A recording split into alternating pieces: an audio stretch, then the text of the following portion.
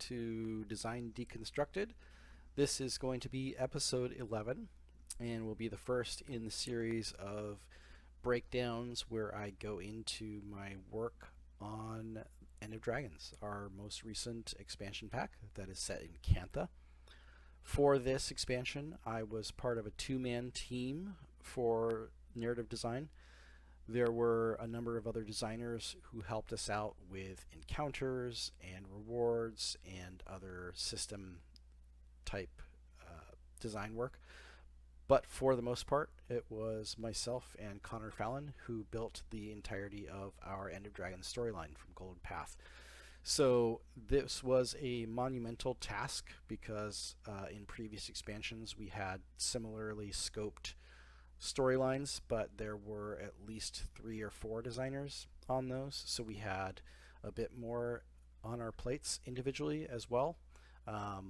But we both have had many experiences of working on this game and for building story content for our expansions, so it was challenging but not impossible.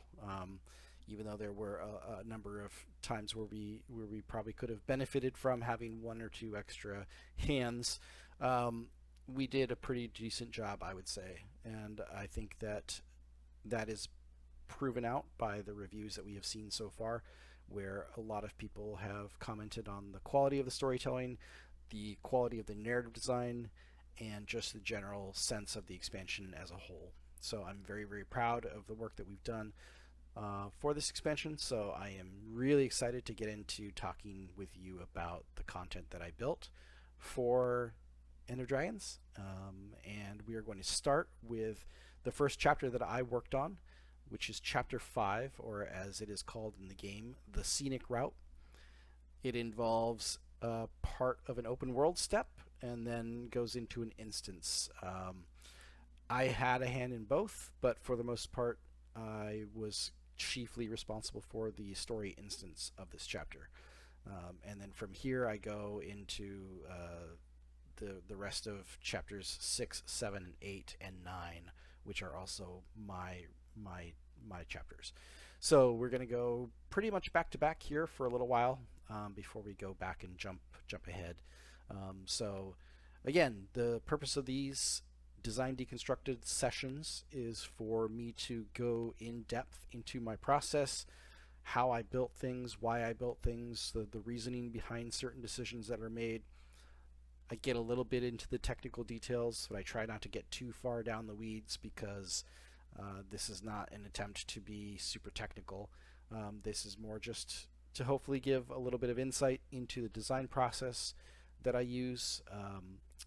You know, I have been trying to follow a philosophy which I call mindful game design, which basically breaks into the sense that whenever I am trying to do something from a game design standpoint, I put the player as my first priority. In particular, being mindful of their time, their investment, and they are why we do what we do. So it's really important to me that we try everything that we can to respect the player's intelligence, their agency, and give them things that we think will be rewarding to them from a story standpoint, from a character standpoint, and from a gameplay standpoint. And narrative design is that. It is the marriage between what we do as storytellers and what we do as game developers. And those things should be as in balance as we can make them. And I think that's one things that we have really tried to focus on at our studio, and I have tried to focus on personally. So it has been many years of doing this. I feel like I've grown quite a lot as a developer and a narrative and game designer. So without further ado, let's get into game, and I will walk us through the first part of Chapter 5, which is called the Scenic Route. Okay, I will see you in game. Alright, let's jump into game here.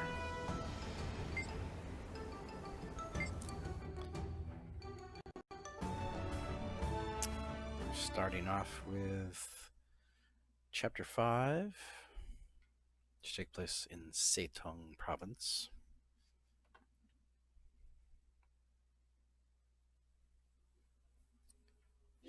Hey, Commander. You'll find the Ministry of Transit office at Daigo Ward. The bougie part of Xingzhou. Like Manor Hill. I'm heading to the area for some administrative errands. Could you stop by when you're around for a quick chat? Of course.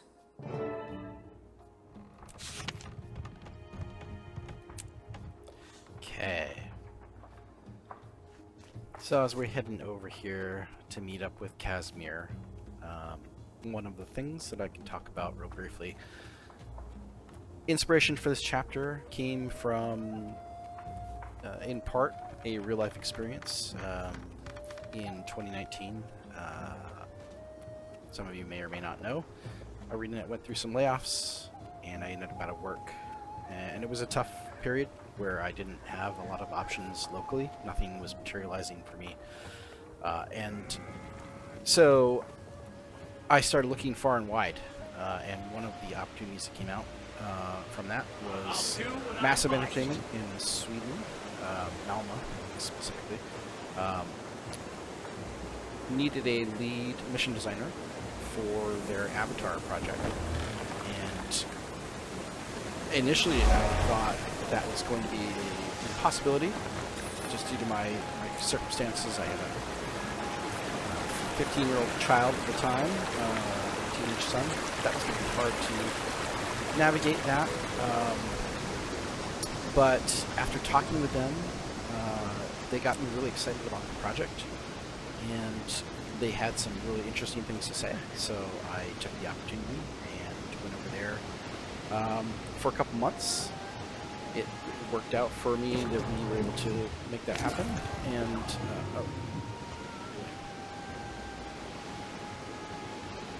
really, that's interesting.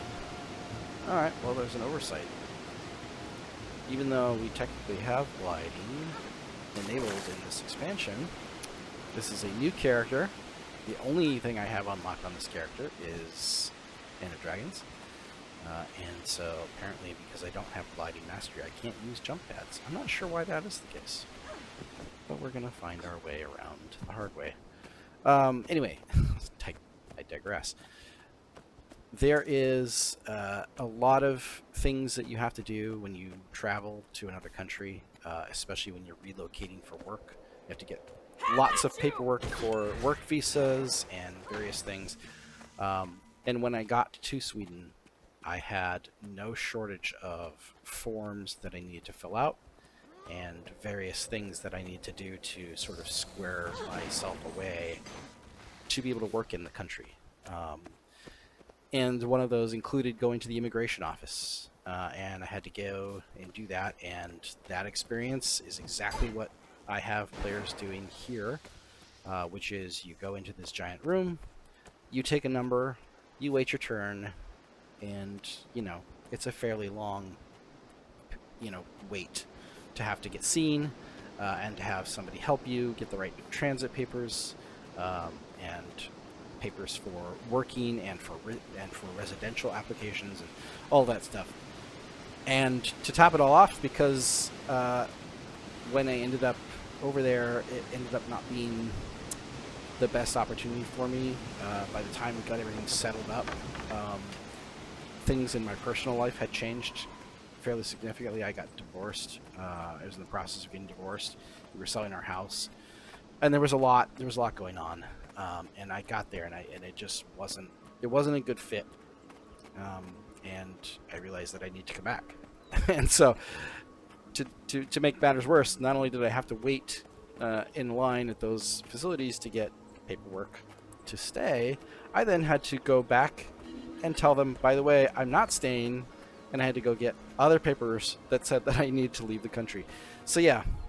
Anyway, do not recommend. Unless you really, really know that that's the right thing that you want to do. Junkyard pirates. Well, Just goes to show sometimes life is interesting that way. Anyway, so this chapter was born As of right from now, that no one knows where they are. real life experience. Not even my Trin. Can we trust her? It's my understanding she led these pirates. That's a good question.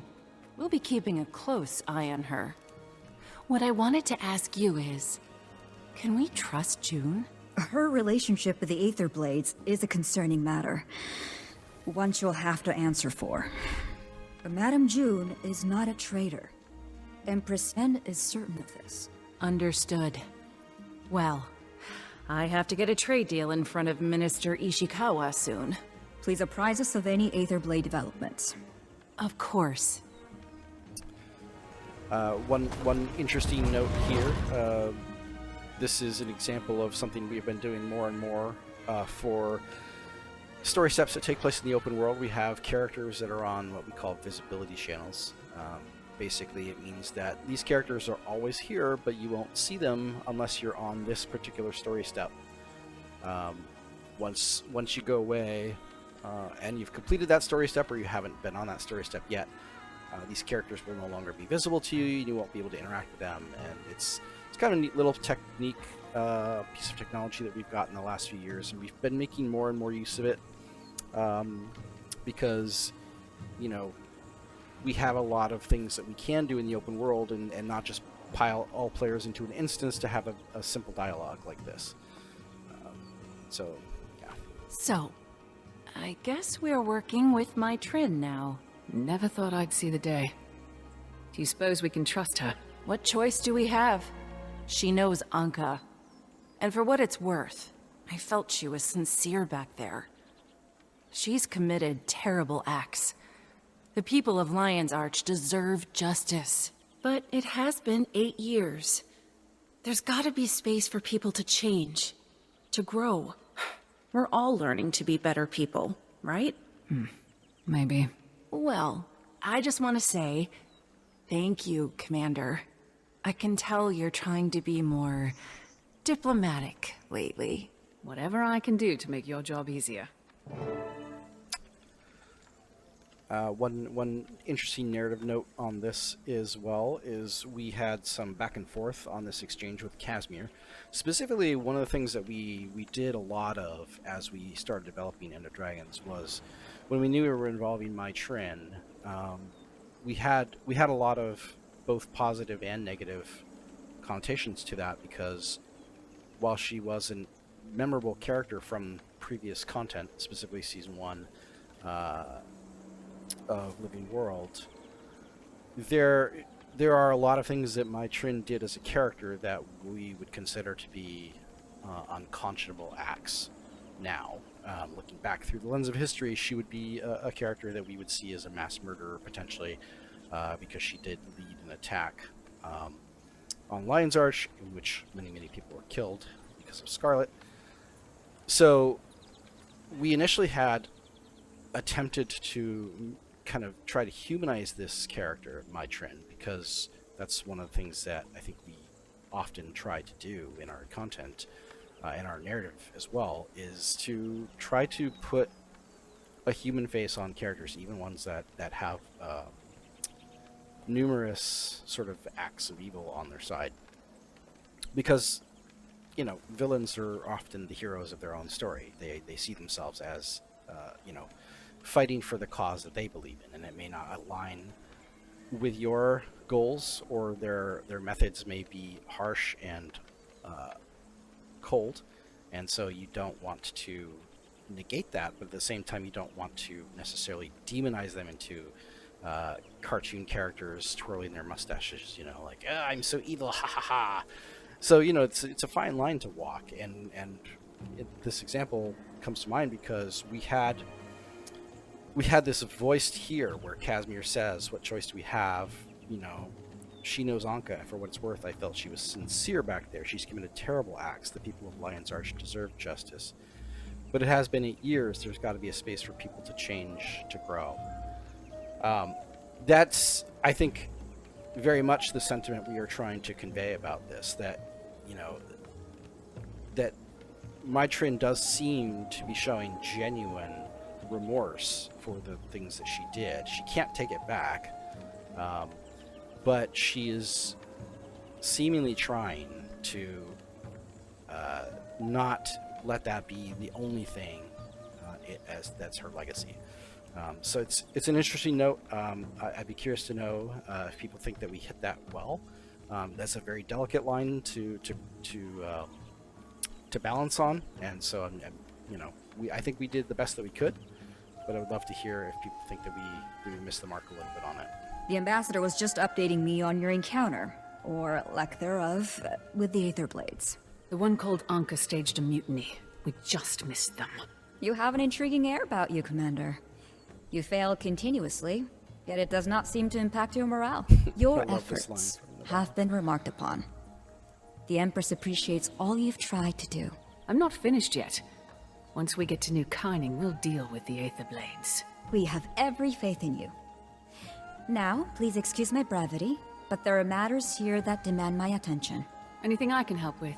I'd focus on getting your transit documents first. Though, should you later have a spare moment, perhaps I'll avail myself of your generosity. Xingje is the model of serenity, but it has its issues. Naga raids, purists, and spiritual hauntings, to name a few. Okay, I can go to the Ministry of Transit. So, this chapter began life under my watch. I was initially assigned this entire chapter. And then, as you develop, we ended up breaking it up into its own piece. And then it got tacked on to the end of chapter 4. But that didn't feel right, because it felt like when you defeat my training, that should be the end of a chapter. So then we surgically removed it again and reattached it to chapter 5. But in doing so, it passed over to Connor for a while. He owned it.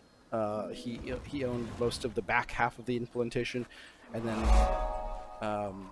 ended up taking it across the finish line as well. So Connor, Fallon, and I both had involvement in making this chapter. So Number 9. Serving number 9. Ugh. About time. I've been waiting all morning. I had to complain to your manager. So sorry. Let me help you process your paperwork, and then I'll help you file a customer complaint. Okay, number 43. Step right up. I just moved and was told to file a change of address with the Ministry of Transit. Oh, so sorry. This appears to be the olive green form. The change of address form is more of a lime green or chartreuse. Please! I've been here for hours! yes, and that is exactly Number how I felt in 153. Sweden It's your when turn. I was waiting Please step for. forward. 153! I'm here! I'm here! Transit permit to New Kyning? Sure thing. Just fill out this form for me, please. And then we get into this because when you're dealing with filling out paperwork, we wanted to give player agency about how that actually works. So we put in this cute little mini game, which allows you to choose what you put on your paperwork. Technically, 3 of these are correct in a sense, but only Timey knows you as Grand Poobah, so that wouldn't probably work. But yeah, we just wanted to have a little bit of fun and allow the player to do something, and give them small little choice. And it does have some payoff. If you choose to answer truthfully, you get 1 set of achievement tracking, and if you chose to lie on it, you get another set of tracking, and that does come back at you later. Rama will refer back to whether or not you were truthful and honest on your forms, and this character, I'm going to say, is an upstanding citizen and really cares about, so they're going to fill up their forms appropriately. So and then this one, business trip, is a correct answer, as is saving the world from catastrophic entropy and chaos, even though that is a little bit extreme. Thank you. What a beautifully filled out form. It'll take an indeterminate amount of time to process your transit permit. Then you're good to go. Please enjoy the local sights while you wait. Seriously, it might take a while. Rama, are you So, still yeah. listening in on our calls? Yeah, there's Not achievement for willingly. following the rules. You really need to use a more secure frequency. While I wait for these transit permits to clear, is there anything I can do to repay my debt to Kantha? Navan mentioned she was swamped. Thought I could help. That's actually... I'll be honest. At this point, we need all the help we can get. I appreciate it. Thanks. Okay, so then at this point, I'm sorry. we This have floor is only accessible to residents one of the our Jade Heights complex. bar If filling you are looking to purchase a new home within our community, quest objectives. Now, I will be the first to admit, I'm not a fan of these. I don't really enjoy putting a giant bar on the screen and asking players to fill it by doing a various numbers of activities, whether that's completing events or killing Aether Blades or any of the other things that contribute to that progress. But this is the reality when you're dealing with an MMO where you have, you definitely have a desire to get players out into the world and let them explore and turn them loose. And we don't want to be super prescriptive about that all the time. There are times when we do. There are times when we direct you to do very specific tasks and just sort of introduce you to things. And then there are times when we want to be a little bit more free-form and let the player do whatever they want to do and make those choices for themselves. So there is a need for it. And so we try, but in my view, I think we want to do this the minimum amount of times possible. And I think we did a pretty good job of balancing that in this expansion. But given that there is a large bar to fill and there is not a lot of time for me to get into the details, and I'm not going to have a lot of commentary on those, I'm going to pause this video and we'll start recording again once the bar is ready to go. Okay? I will be back with you in just a minute. Hey, Commander. Pulled a few strings with a buddy of mine at the MOT. Your transit paperwork is approved. That's Ares' house. You're a truthful, there, upstanding you visitor of crooks. Kantha. Some people lie because they think it's funny. Oh, wow. Thank you, Detective. Don't mention it. Least I could do. Alright, we are back. We just finished up, luckily, the meta event for the Aether Blade Assault. I managed to have the map kicked off, so that actually completed my bar fairly quickly. Which is one of the nice things, part of us designing this content that way, so that you are sort of you get that quest step around here, putting you within very visible range of the meta event, so the timing just happened to work out for me, so it filled the bar very quickly. Anyway, so yeah, we are now heading back to Daigo Ward, checking Casimir.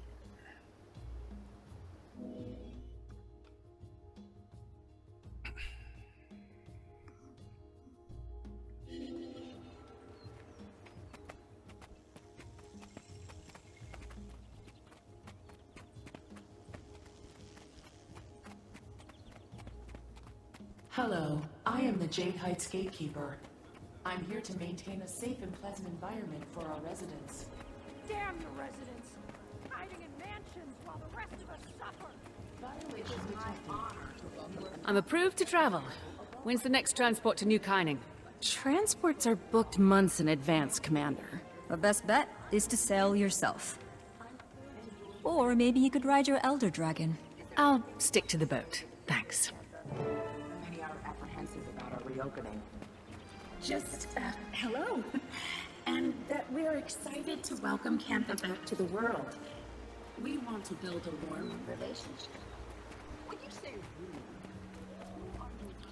I was gonna pass on by, but I'll stop and talk about this for a second. So one of the things that we wanted to do as well in this expansion was to utilize We're all eager. as many narrative channels as we could possibly do. So one of the things that we have is we have these Hollow News broadcasts. So these discs that you find throughout all the different maps. When you get close to them, it will check to see what story step you're doing, and it will play a narratively relevant dialogue scene. And in that case, it was an interview with Casimir. which is interesting because she's standing over here. But it's a I look at that as it's probably a pre-recorded interview, but it helps fill in some of the sort of world level storytelling that we do in our game. Gives you a little bit more background. In this case, it was to talk about show that Lady Casimir Reed, right, is starting to really kind of take to her role as diplomat. It's something that's a new thing, new experience for her. So she's still finding her footing a little bit, and you know, and we wanted to see a progression there of growth as she got more and more confident in her ability to talk to different heads of state, and in this case, giving a public interview on Cantha's, basically, for lack of a better term, their television program, Hollow News. So, you know, it's a very interesting way of both establishing that this is how people in Cantha catch up with current events, but also gives us a way to express storylines that we wouldn't really necessarily have time to explore in the Golden Path. And you know, it's not strictly necessary, I suppose, but it is good character development. It's good for us to build additional beats for Casimir here, and other characters that are featured in that. So yeah, just drawing such. All right, so now I have to complete this renowned heart.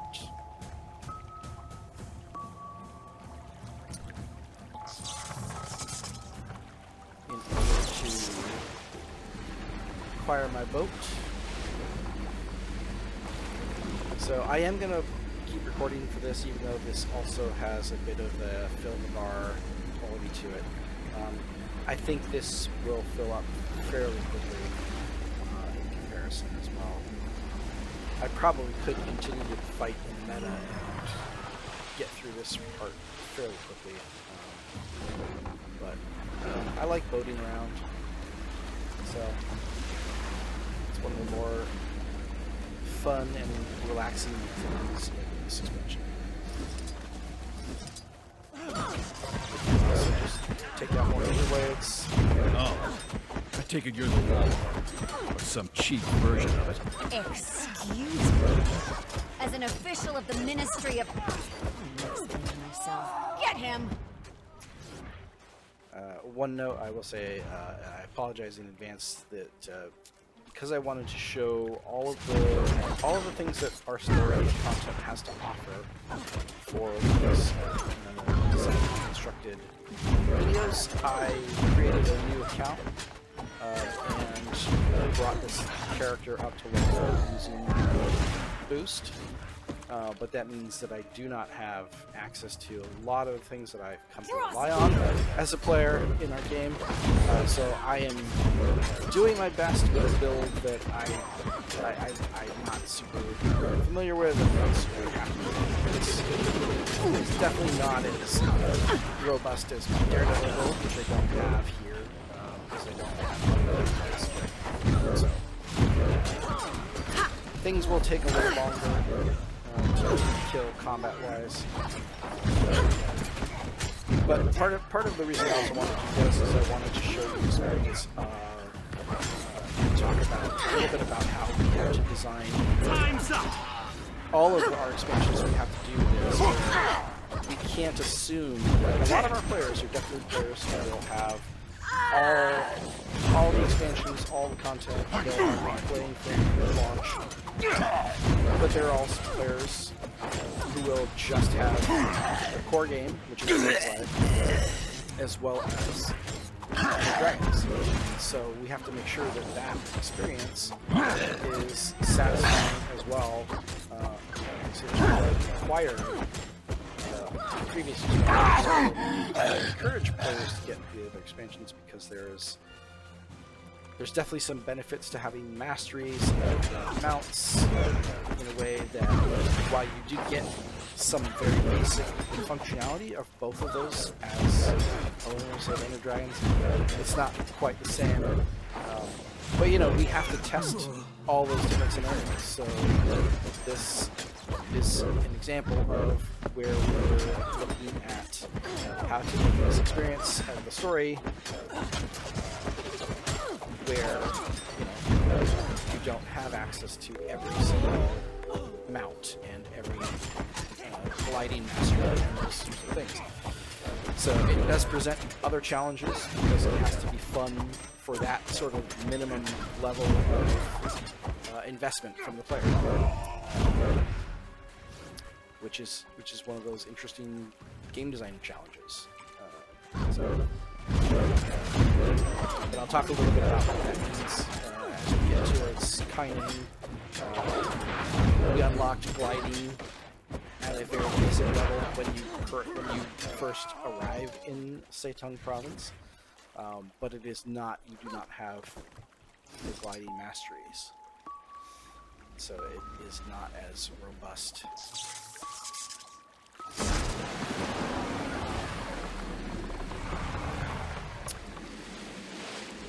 Bar is about halfway built.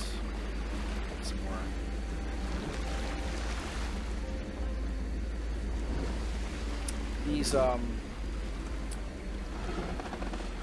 These people in the water no longer are enabled because we ran into some significant bugs with them. You can still interact with them and get credit for it, but they used to jump on the boat and sit on the bar on the dock with you, not the dock. So, sit on the boat with you, but because we ran into some issues with that and the way that NPCs on boats, which I'll talk a little bit more about when we get to the instance part of this. It is not an easy thing when you have new technology to account for all the possible sort of strange edge cases that take place. So this was a case where we did get NPCs to be able to mount up on your boat, but then there are some strange things that happen, especially in the open world, when you have NPCs trying to get on your boat. So we basically just turned it now into a interact. It's not ideal. I know that it's still being tracked. I know that it's still being looked at by Open World team and the mounts folks to figure out what we can do to get that re-enabled. Until that happens, we are just making it so that it's no longer a blocker.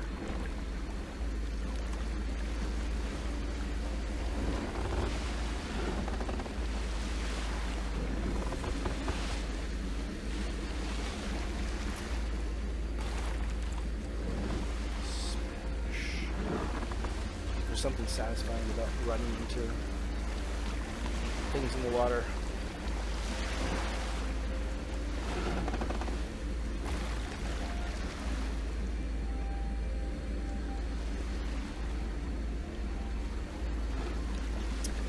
This section is also, from a game design standpoint, something that kind of came in a bit later. We did not initially have any content in the Golden Path, which required you to get a boat. And we sort of, midway through development, saw that as a missed opportunity. And so we took a look and tried to find places within the story where it might make sense for us to have some actual requirement of the player to get on the boat and do something with boating around. And so we came up with this idea. I mean, initially it was going to just be this part where we were going to ask you to own your boat. And then as we got through developing just asking them to get the boat would have been something problematic, because you would get into a situation where you're like, well, the game told me to go get the boat, I did, but now I'm never asked to use it again. Like, I mean, that'd be kind of weird, right? we definitely felt so. So we talked and came up with the idea that, you know, it should have a section where you actually have to get NPCs on your boat. So we have Vaughn in this chapter, What are those things? and then later Rama around their boat. So yeah, it's one of those pieces where you don't always think of everything with the managers on. You know, we had this in development for some time, and it wasn't until we had all these chapters on in the game, being able to play it all, that we recognized that there was this gap that we needed to fill, and that's what we did. Challenge while I'm here.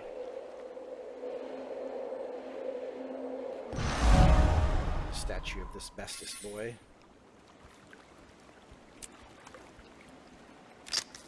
Rescue the ghost.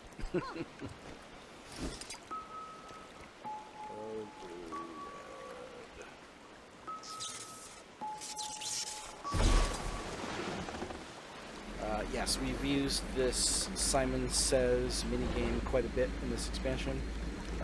You know, our game has been such a combat-focused game for so long that when we do get new verbs from a game design perspective of like allowing us to do something different,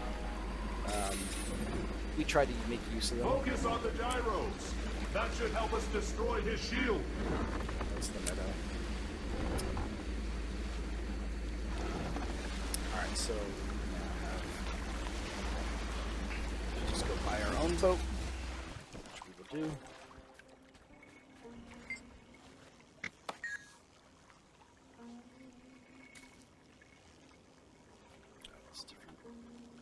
Currencies. Okay. Yay. I am the captain. Okay, and then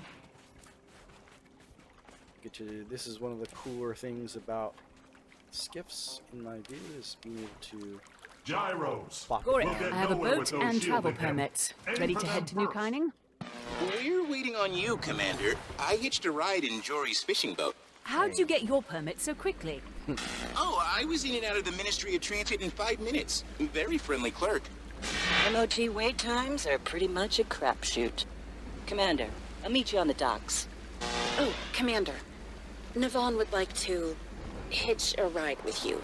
She doesn't have her own transportation. I don't have all the details, but it'd be a really big help. For diplomacy. Okay, Ambassador Meade. For diplomacy. You could see there, I just happen to be in the right position for Navon to turn her visibility channel on. Commander, So that's an last example minute of that business in technology Kainang, in and action. as we said, transports are booked months in advance. Thank you for being so accommodating. Happy to help. I don't mind the company. Alright. So yeah, Are you comfortable, Navon? Very comfortable. conversation here, so. I like to be close to the water. It's, inspiring. If we Your break those friend, gyros, the Elder that should Dragon. break his shield as well. What is she like? Wise and timeless? Filled with sage advice and deep thoughts. Maureen. She's more like us than you might expect. She feels happiness and sadness. She feels loneliness and kinship. Though it's true that she's always trying to bear the weight of the whole world. Sounds a lot like you, Commander. This is nice. Wish I could stay on the sea forever. Me too. Should I change course and take us to the unending ocean? Maybe another time. But, feel free to take the scenic route.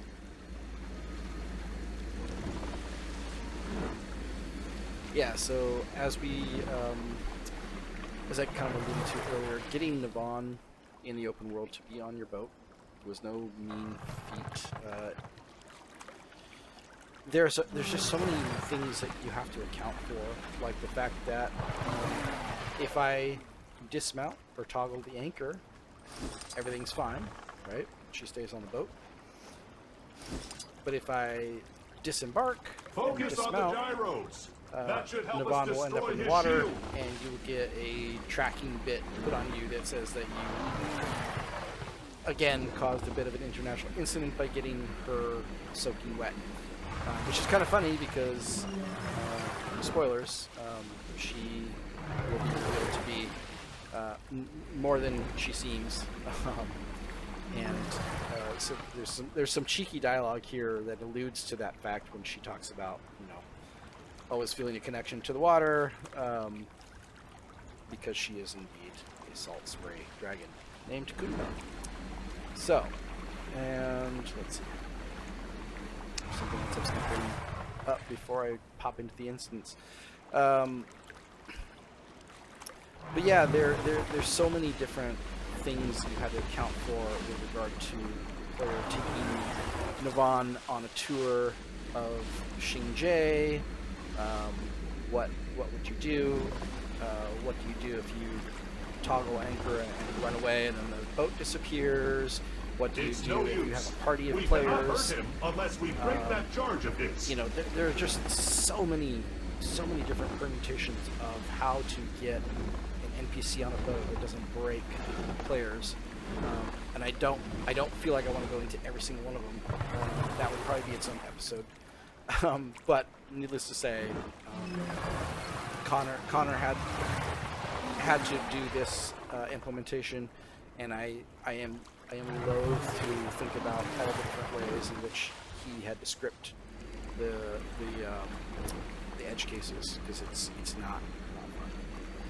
Anyway, let's pop into the instance.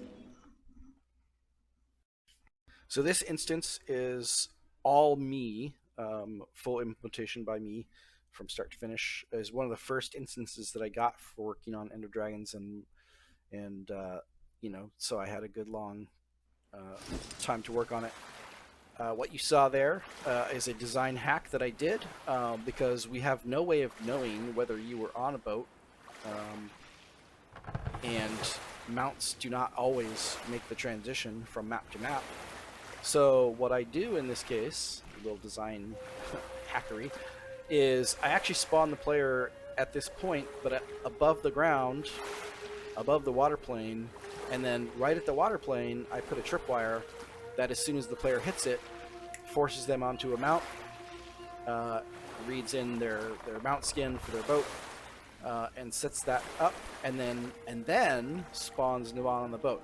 Technically, Navon spawns over here on the docks, and once the instance owner in this specific case, once the instance owner has loaded in and is on their mount, they send a signal to Navon that says, hey, the boat is ready, and then Navon teleports and mounts to this boat. So yeah, that's the fun part of game design, narrative design, is figuring out how that stuff is supposed to work, because it's not as simple as, oh yeah, you get in and you're on the boat. Like, I have no idea whether you were on the boat when you entered the instance, so I have to assume that you're going to be on the boat.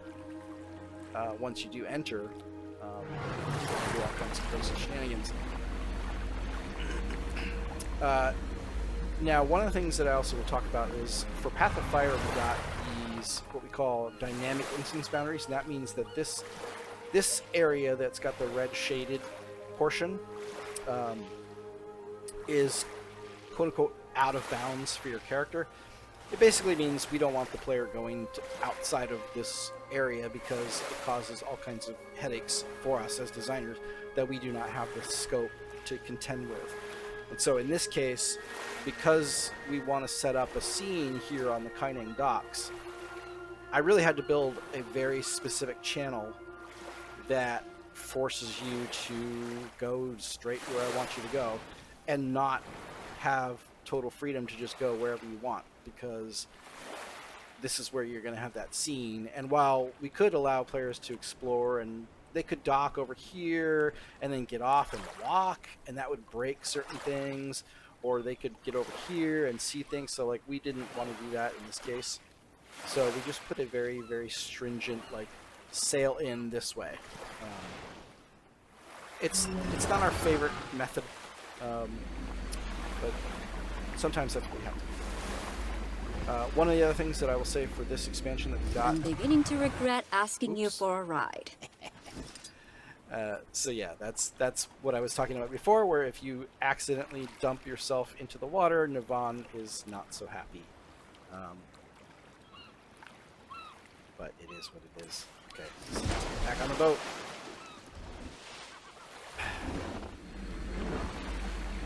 But yeah, as you see, we used to have the case that instance boundaries would literally kick you out of the instance, but that wasn't very nice.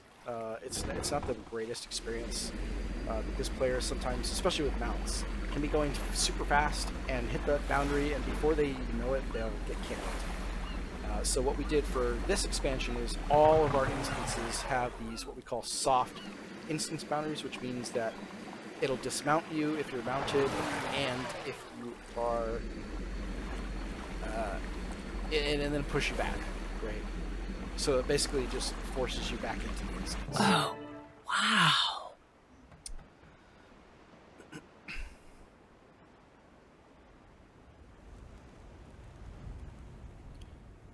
Also, a little Easter egg here that when this cinematic plays, Navon is supposed to talk to you and tell you, "Oh yes, isn't it beautiful?"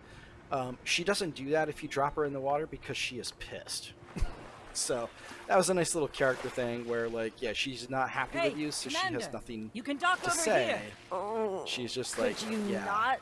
Oh wow, is With the right. yelling, or the talking, or the breathing. One thing about that little fly through too, that initially wasn't in. In point of fact, you used to dock over here at this dock, and so it was a really short moment. We got feedback from our map art team and our art director that they really wanted to see Kaineng and come in, and so like this is obviously the grand view of the city. So we moved the entry point to up here so that you can have a nice big, long look at the gold, at the Jade's monolith, and also so that you had a little bit more time to take in the sights before you docked. So yeah, that was one of those things where art drove that decision. I think it's a great call because I'm not sure what I was thinking when I set it up. They were like, you just pop into the nearest dock, of course. Why wouldn't you, right? Like, efficiency.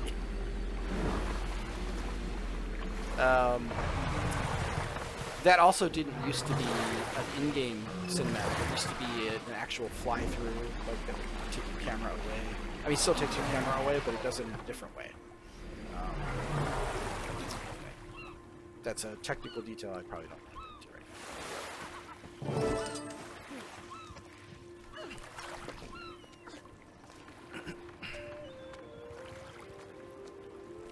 Welcome to New Kaining, Commander.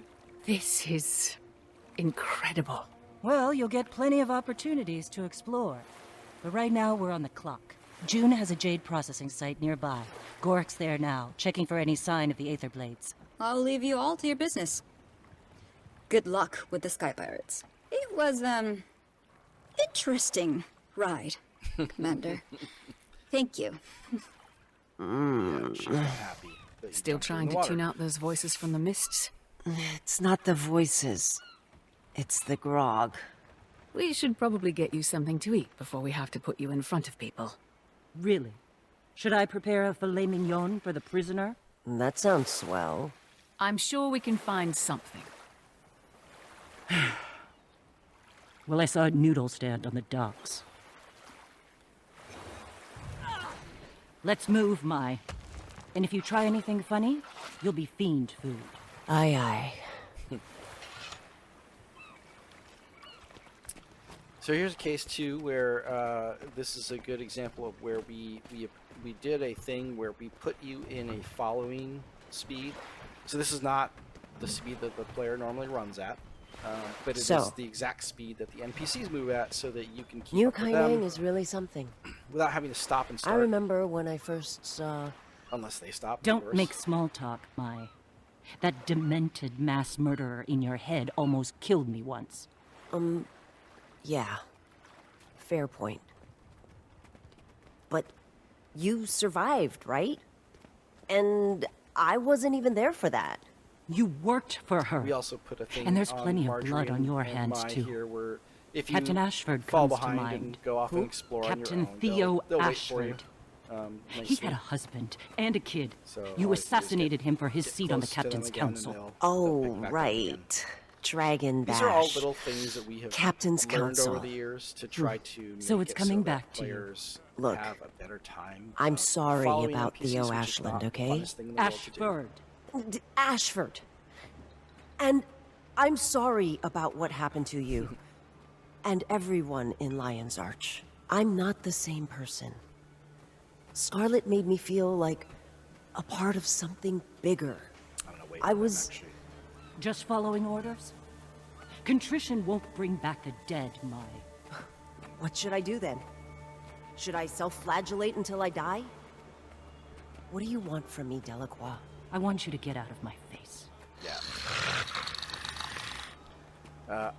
I'm taking a pause here because I kind of want to talk a little bit about how, you know, one of the chief things that I do as a narrative designer is try to give a sense of the world, right? And so it's to things like making sure there's rats on the docks, right? Like, because there would be rats on the docks, you know, to make sure that there are people looking like they're doing things, fisher folks and people just work, you know, workers and peasants taking a break,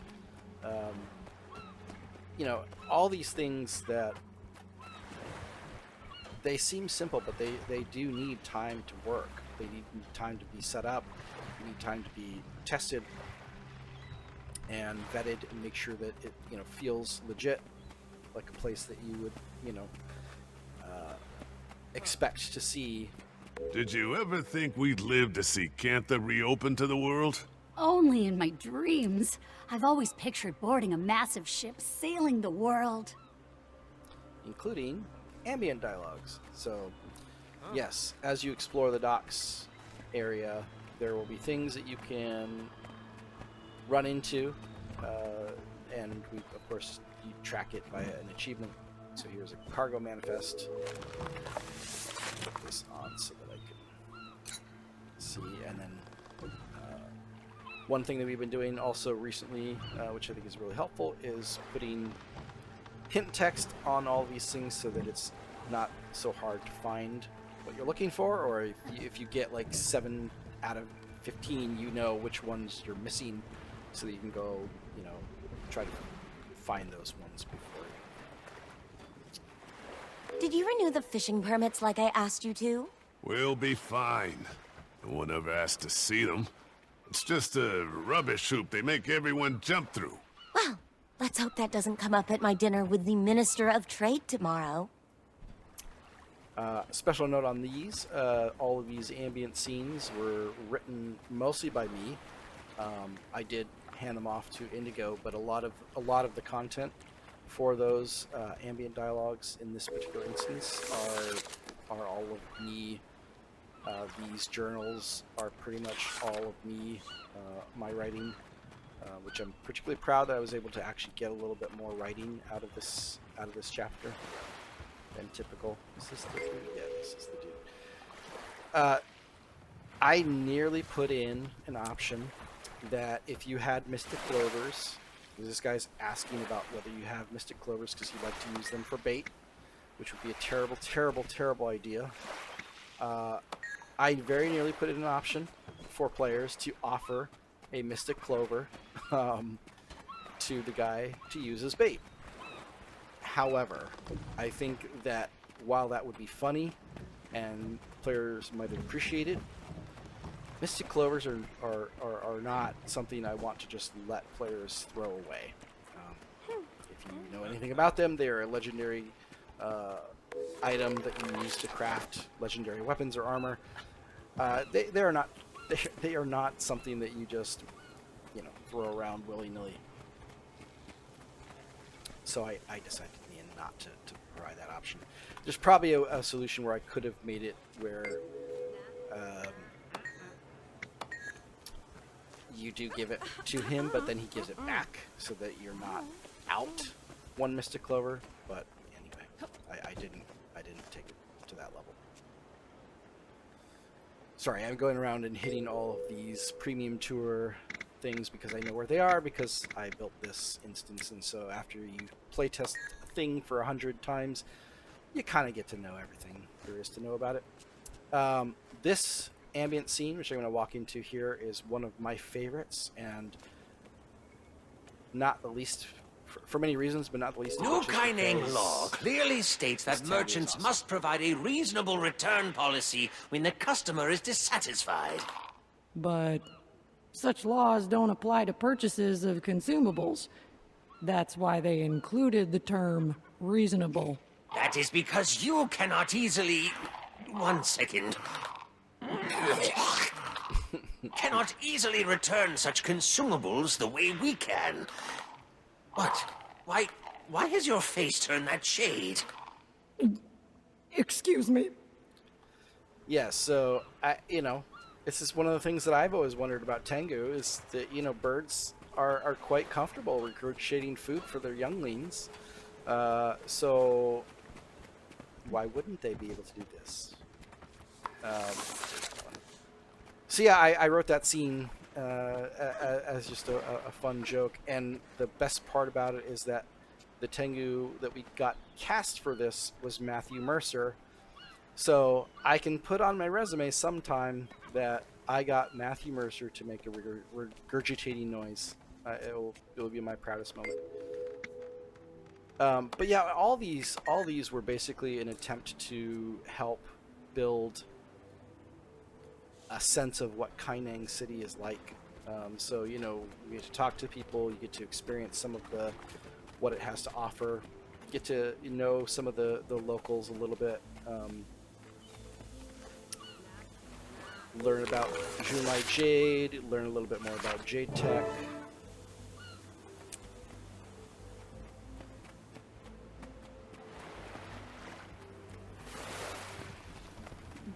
There's a couple more down here.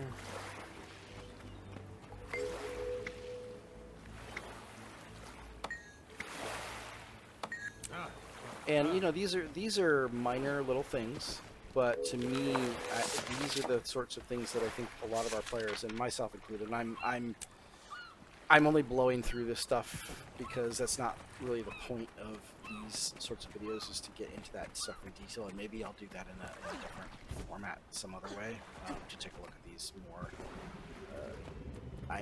I'm looking at this more from a game design or narrative design standpoint, and so I don't think that we really need to necessarily read every line or experience it as a player might.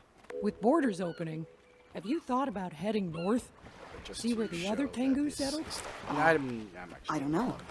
There's a couple more option before. Things. Do you think we'd have anything in common? But we're going to call it.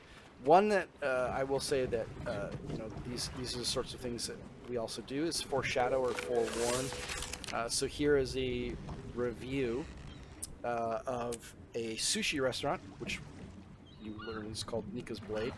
That will become relevant later. There was actually a whole story here, but this got severely cut for time and scope because I will admit I took it too far. There was a whole subplot that was going to show up in later chapters about this rivalry between this reviewer, food critic, and the sushi chef at Nika's Blade.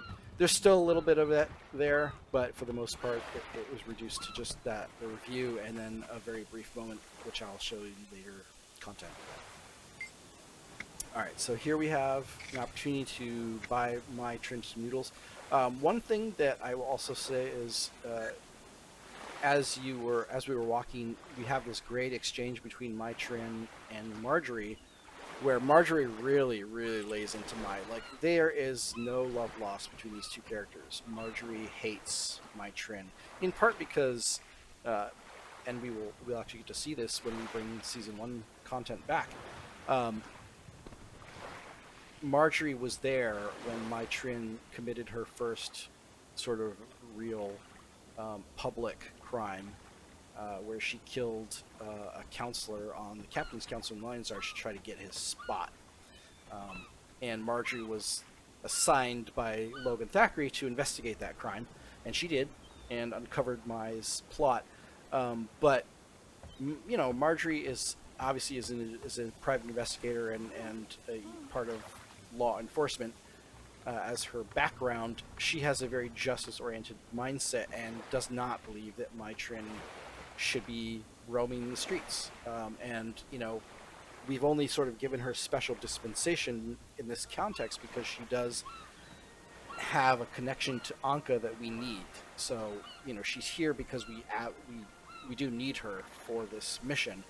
But Marjorie's not happy about it. She's, in fact, you can kind of see she is carrying Mai Trin's sword and pistol, which she took from her in the last chapter, you know, and has two of her bone fiends guarding her, and, you know, just does not like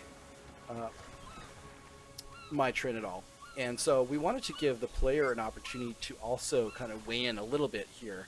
And this was also something that was a little bit more overt in early development, where when you asked to get noodles, the choice of whether to get her regular noodles or spicy noodles was a bit for the player to put in whether or not they wanted to kind of punish Mai if they were aware of Mai's transgressions, and if they really didn't like her, you would order the noodles that would upset her. But as we got through, it became kind of clear that, well, it's a bit of a weird choice because as a pirate, she probably would appreciate the spicy bowl, and that's how we ended up wording it and writing it, that scene. So the punishment choice didn't feel quite on the level that we wanted it to. So we really just boiled it down to, you can still choose which noodles you have, and then she just has different reactions to what you order. So I'm going to punish her a little bit and give her the bland noodles, which she will eat but not necessarily enjoy.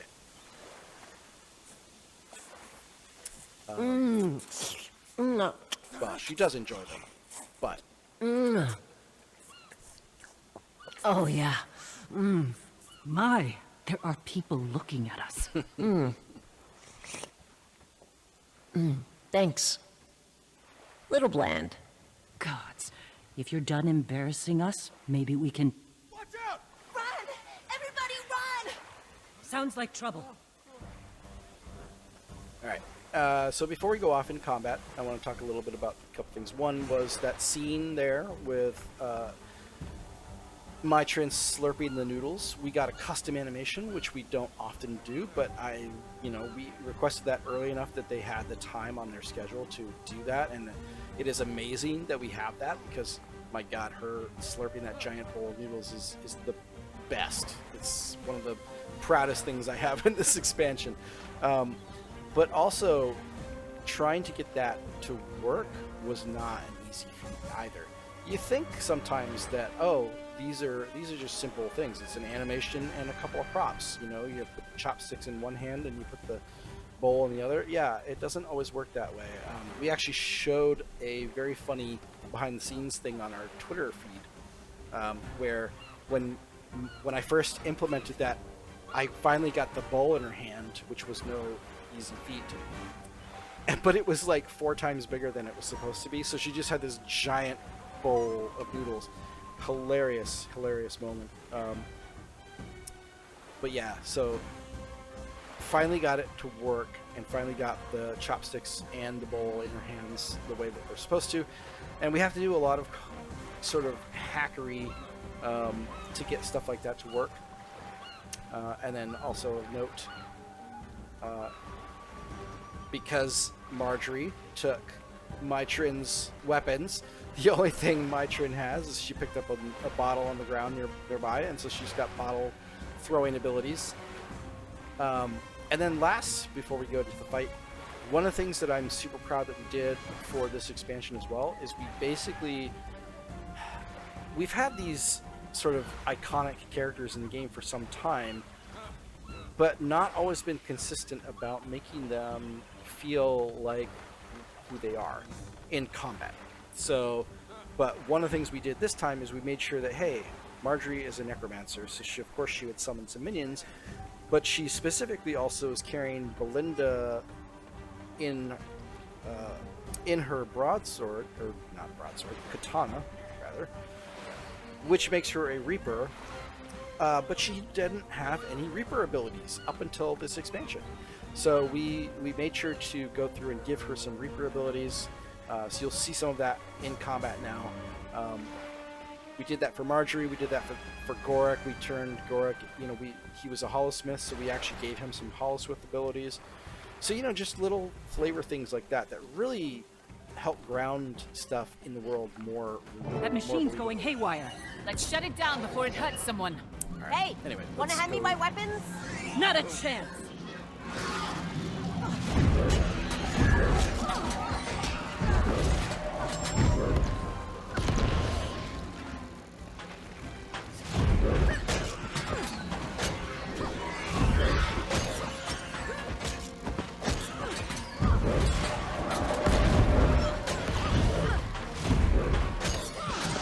So for encounter design here,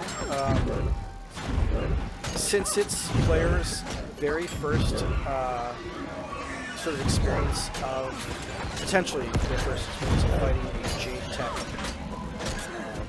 creature, we wanted to give them a nice sort of intro and not put too much pressure on. So we made it an elite so that it has a fair amount of health and won't just get instant killed by most players. And then gave it some of its sort of signature Jade Tech skills. And then for this specific encounter, we threw in a skill where it throws crates at you, because it's a loader bot, so it has crates that it can throw at you. And there's an achievement which you can get avoiding any of the crates that it throws. It throws crates randomly, as you saw it through that crate at another crate, because that's what it is. It's gone haywire, so it doesn't have any sense about, it's just kind of randomly attacking whatever it thinks is an enemy. Again, the purpose of this fight is not to necessarily be a super challenging encounter, but just to introduce you to a new type of enemy, give you some of a window into how they fight, what they might be doing, because they will be hostile in the open world later, so, it's a good way to sort of get a sense of how these things will fight. I don't know why it's fixating on crates, but as a game designer under the hood, these things, basically what it's doing is just picking the target at random, and given that random is random, you don't really know what it's going to pick, and it may very well decide that it's going to pick throwing crates at other crates that time through the mines. Again, this build is not something I run on live, so I'm not super familiar with. It's not an optimal build for me. So things are going to take a while to build. That's just June sure knows how to make them. Could have been more useful if I had my gun. Why didn't you unleash Miss Breyer? I don't want to hurt anyone. I won't call her until I have her under control. I see. Excuse me, trying to get through here, Hi, excuse me. Out of the way, please. So now we get to introduce our amazing new Hello, Mai. character, Yao. Nice blindfold. Really accentuates your look. Yo, nice to see you. You get a distress signal from the loader bot? I heard people yelling. That generally indicates distress. You all took down a Jade mech by yourselves? It's actually pretty impressive. Sorry, we haven't introduced ourselves. June filled me in. I was helping out a friend of yours I'm before. proud of Gorik? is Nice guy. These Really Jade likes his spiders bug analogies. repairing. Jade tech all or over the trying to city's going repair haywire. It used to be rare, but the rate of failure's gone up this past year. That Jade also spiders will suss out any seems like abnormal a simple energy thing to signatures set from up, that but mech. it was not. Just give me I a had second. to work on this for probably about the better part of a week Any moment now. to get it to work the way that it was supposed to work. where these sparks would appear, go is that into supposed the to other happen? ones, Echo 1, Vault and then 1. all of them become Fall in line. corrupted, and they Deactivation finish protocol repairing. now. And they're not And deactivating. now we have All to right, fight backup options plan. again. We smash them to bits. Delacroix, I need my weapons! Melanju's mother. Fine, for now.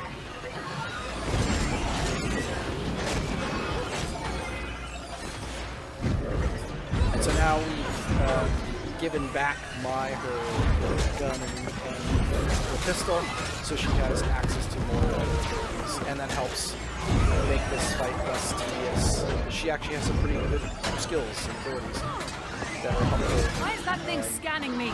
It's a jade. Far more Just helpful. let at it the do very its least thing. than Trust her me. We're having a hard throwing time bottles, trusting any of these which are jade very contraptions right now.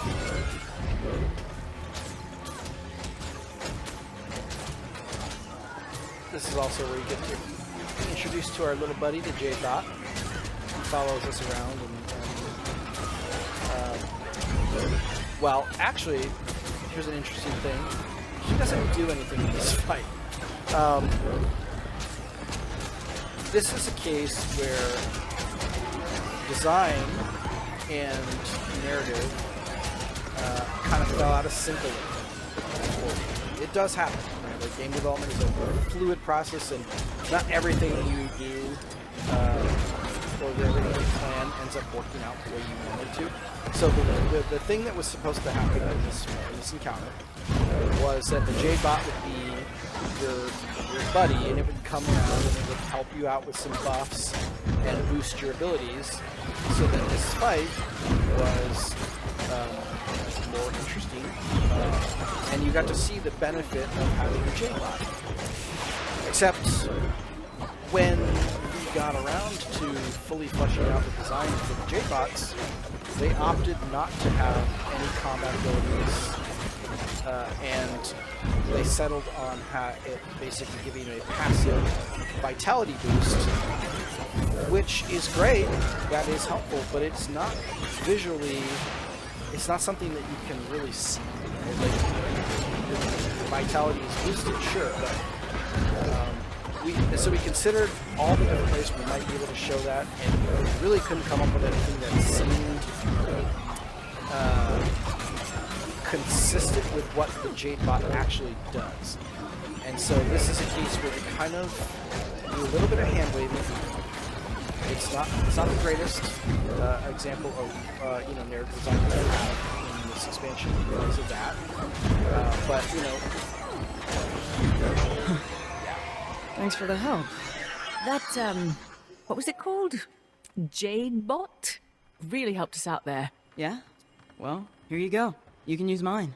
Yeah. In the meantime, I should probably scrap these guys. So Catch you later. It didn't really help us all that much, but Yeah, that's okay. See ya. We were being polite to Yao. I guess that's how I look at it. No, but I mean there was a bit of a back and forth as we tried to work out what we'd be able to show, and ended up where unfortunately we were past the point where we could record new dialogue, and so we ended up having to live with what we had. That's just one of the pressures of game development too, is you've recorded a bunch of lines that talk about the Jade Bot being a really helpful thing, and we did cut a few of those lines, so that now we basically just generalized it into really helped us out there. It then went on to talk about what it was doing to help us, and that all got cut. So that is the scenic route. There are some optional dialogues that you can have with these two characters that just give in a little bit more character development, which again is not necessarily the point of these design deconstructed episodes, but maybe we can do a little bit more narrative design stuff in a future episode if there's interest in that. But yeah, that is it for this chapter, and so I will call it good for here, and then we will talk about the future in Jade next time. All right, thank you so much for tuning in. Definitely, if you enjoyed this, please click that like button, and up to you if you want to subscribe. I'm not going to pressure anyone to do that. because I don't do these all that often, so you're not going to miss out on a whole lot if you don't subscribe. I'm totally okay with you not.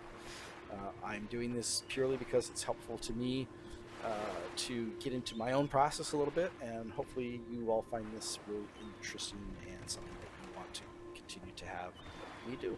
All right, take it easy. I will see you next time.